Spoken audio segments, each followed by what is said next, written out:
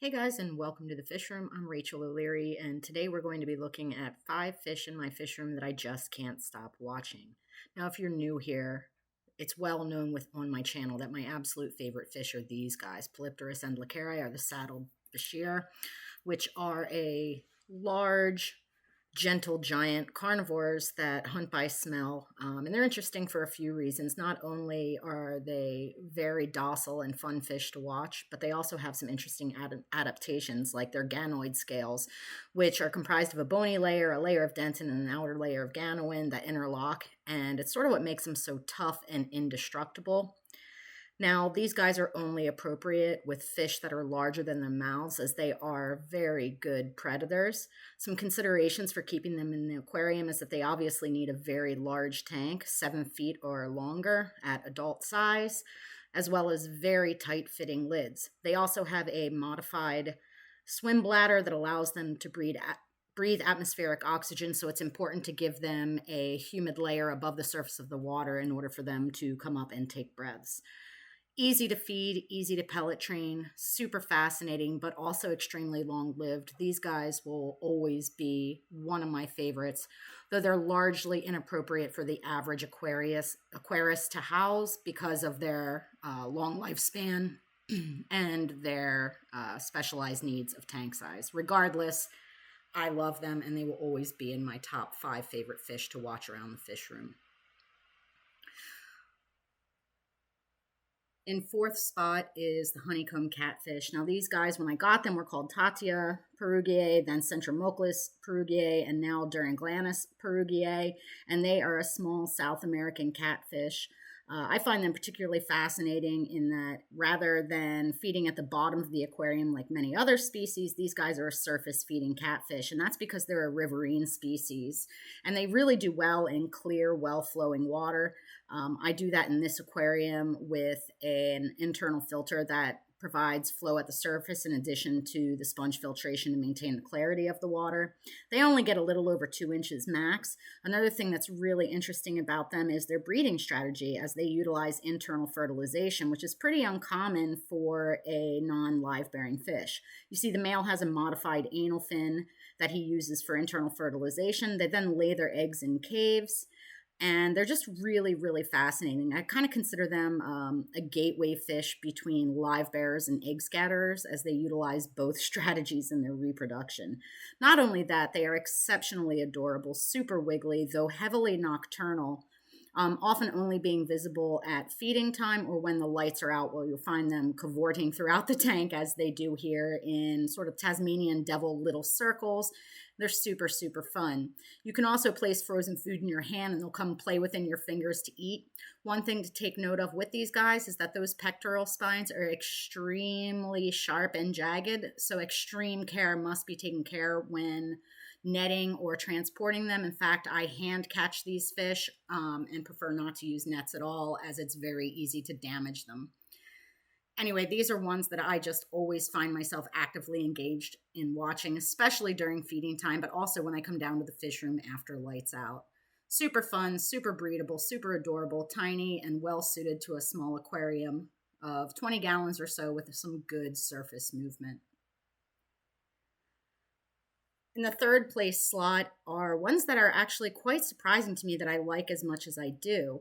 You see, typically I don't work with live bearers, but these genga rubra guppies have really captivated me. And I think that's because they have a more wild type fin type and are very, very small as far as guppies go, about the size of endlers, which are their cousins. They were developed in Japan by a famed breeder named Tamaka, and they are known for their liveliness, their tininess, and their vivid coloration. As you can see, the males are exceptionally gorgeous, with extremely, extremely bright spotting, striping, and barring.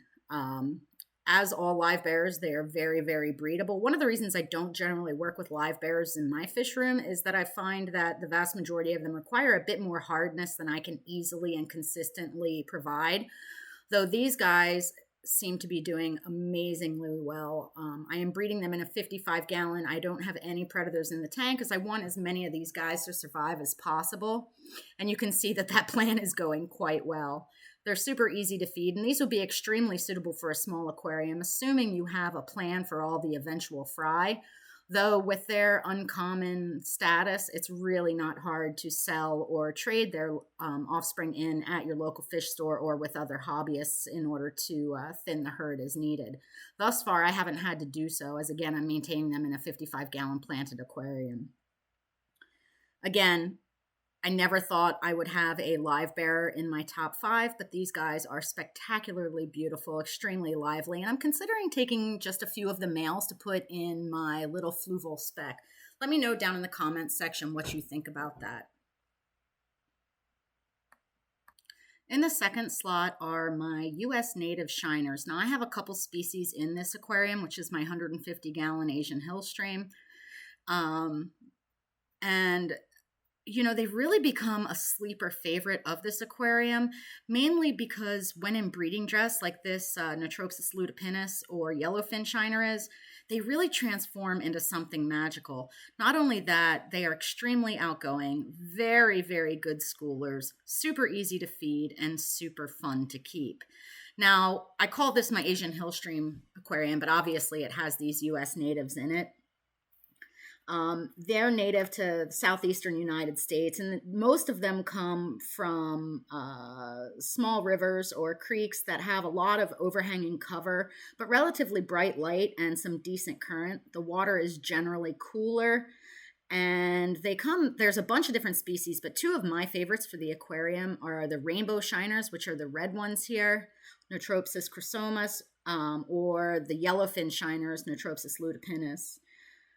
I find that they do extremely well with my gobies, my white clouds, and my other small danio and loach species in this aquarium, and just add a level of activity, brightness, and excitement that otherwise would be lacking.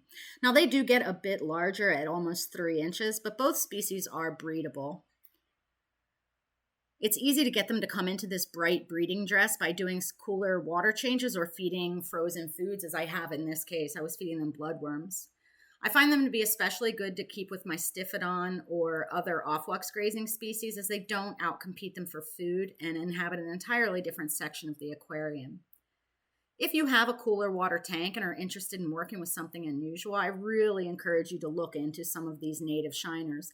Now, it's important to mention that you shouldn't go collect them yourself, as a lot of places they're protected or illegal from wild collection, but there are many labs or aquaculture facilities in the southern states that sell these guys as captive bred specimens.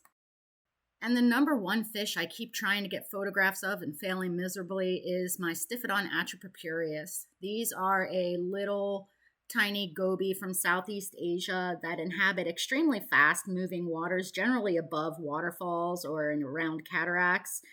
That are off-wax grazers. And off-wax grazing means they eat the algae and the microcrustaceans contained in them that grow upon rocks, wood, and other surfaces in these areas of fast flow. I find them exceptionally fascinating, although they're not breedable, as they have pelvic fins fused into a disc-type shape in order for them to grasp onto these rocks in areas of fast flow, the glass, or other surfaces.